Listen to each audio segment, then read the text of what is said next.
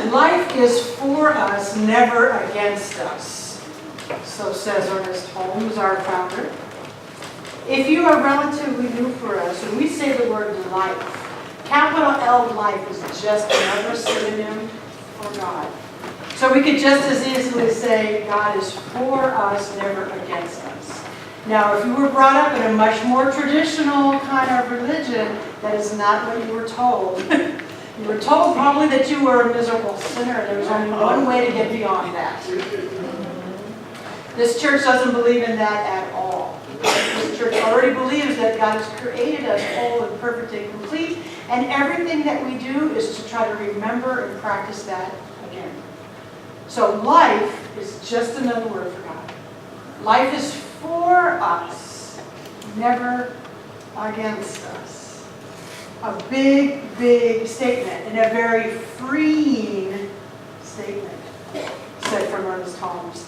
If we could learn to view everything from that point of view, even our challenges, which I have read about for us, would become less fearful. They would become more welcome because we'd learn to see them differently. Of course, I don't know if you're like me, the thing that the challenge is that word everything. If everything we can see that way, some things we see easily. Oh yes, I can see that this is for me. Other things, a little harder to view that way. So everything is a tall word. It's all right. If we can hold that in there, life, God, Spirit is for us, not against us. No matter what we face, if we can keep that in there, we go a long way towards increasing our faith and having a little bit smoother life. Now today I'm talking about reframing, and this word reframe, can you reframe that? It's a very powerful tool, and it's very much like Ernest Holmes' words, change your thinking, change your life. It's along the same ideas, but just another way to say it. And I just realized I forgot my props, so talk some of yourself a minute. Don't go anywhere. I'll be quiet. A frame. I'm not prop for today.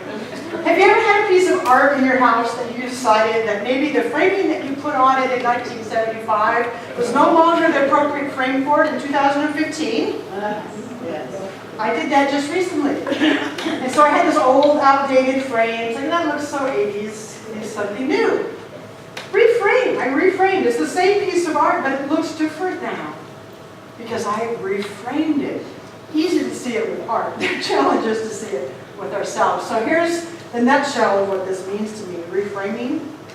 The willingness, key word, the willingness to look at situations, to look at other people's actions, to look at our own mistakes, feelings, our own mistakes, from a viewpoint of growth, from an evolutionary viewpoint.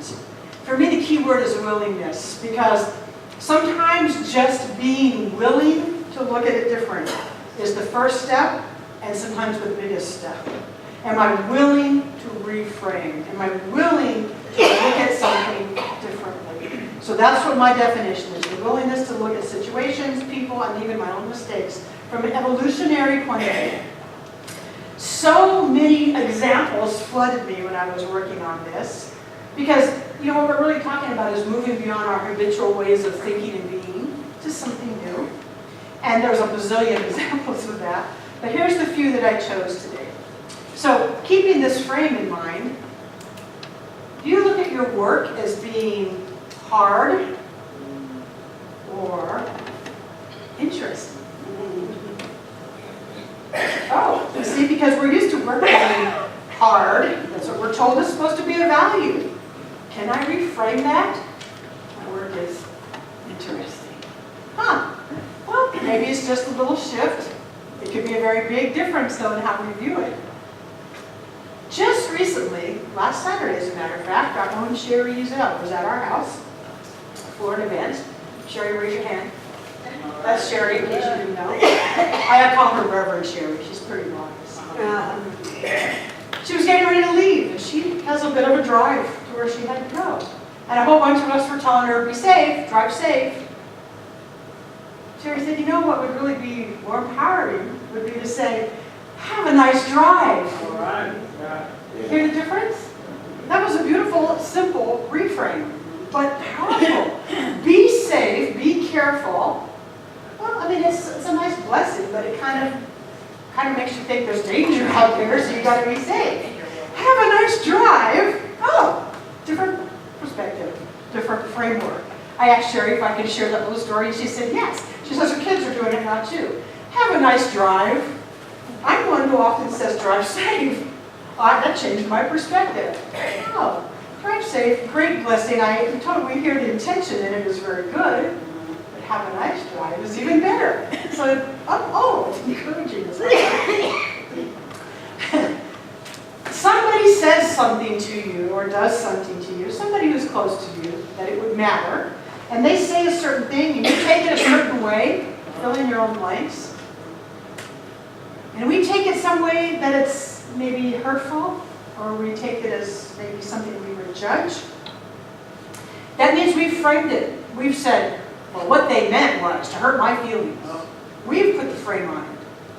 If we don't give them the chance to reframe it, and we stick with this, we might be wrong, and we might ruin that relationship.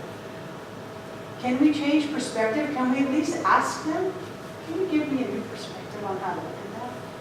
Because that, what you said to me or what you did kind of hurt. Can you give me a new perspective? Can you tell me where you were coming from? Now we have a chance to heal that relationship. We do it with people all the time. It's called assumptions. Big assumptions about what people mean. Because we do it through our own filters, and that's just natural. I know what I would have meant if I said it. But sometimes I mean very wonderful things, and it doesn't come out that way. It comes out if someone else took it a different way. And I get the chance to say, can I please, let me reframe that. Can I say that again? So giving each other the benefit of the doubt to reframe it is a huge tool inside this tool. Ask somebody, what do you mean when you said or did X? Because then we have the chance to meet, and we have the chance to reframe. Downstairs right now, Mary Falvey is working with the children. And here's what she's telling the children. When life hands you lemons, make lemonade. It's the same thing. When I saw her craft down there, I'm like, oh, that is perfect. She put it in a child's level. When life hands you lemons, make a lemonade. That's another example. Now here's a big one, and it may be a little harder. We all know what today was 15 years ago. Aren't you? We all know? This is 9/11. We all know what happened. We all know how tragic. And we all know how heartbreaking that was. The reframe that I do with this is, I'll show you with my body language. I hear this a lot. We will never forget. And it's said a lot of times with an intention for revenge, or an anger or resentment. We should never forget. But this right here, for me, doesn't work. Because if we've got this revenge attitude, what are we inviting to our country? It take a rocket scientist to figure that out. But yet there's a lot of people who have that, will never forget. But there's anger there. I would like us to reframe that. I would like us to remember it, if we're going to remember it, in terms of a couple of things. Number one is, let our hearts go out to the families who lost people that day. That at least isn't this. That's this. We're welcoming you. We're leaving our heart open to those people who lost something or someone that day. My other reframe is, let me be grateful for all those emergency responders who showed up to do what they did. The people who rushed into the building while everyone else was trying to rush out. Those people deserve our respect. And let's also remember that it brought people together. Now, it's tragic that it had to be the way it was, but if we hold on to it this way, we're adding to the problem. If we hold on to it in a new way, the perspective of gratitude for the responders, love for the families who lost somebody, and remember that the challenge it brought, there was a gift in it, as Anna's reading was about. The gift was that it did bring people together. Now, if we could just stay together like that all the time without the tragedy, that would be great. These are just a few examples. I'm sure in your life, you can think of 1,000 more places and ways that you can reframe. A real simple one is, you know that old phrase, is glass half full or is the glass half empty? That's a